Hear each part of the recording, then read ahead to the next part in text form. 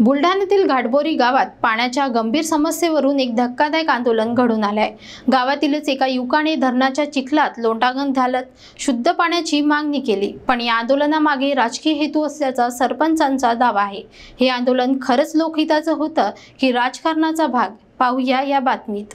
बुलढाणा जिल्ह्यातील मेहकर तालुक्यातील घाटबोरी या गावात गेल्या अनेक दिवसांपासून दूषित पाण्याचा प्रश्न पेटला आहे।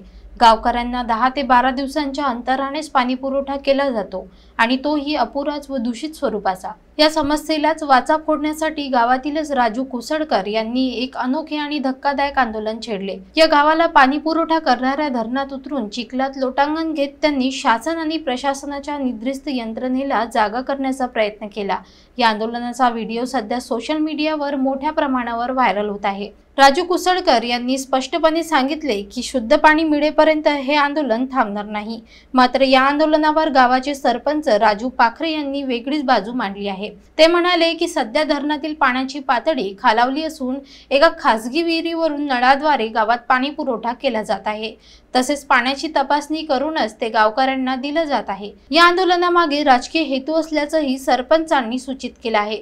मात्र गावकऱ्यांमध्ये संतापाचा सूर वाढत असून प्रशासनाने तात्काळ शुद्ध आणि नियमित पाणी पुरवठा करावा अशी मागणी होत आहे।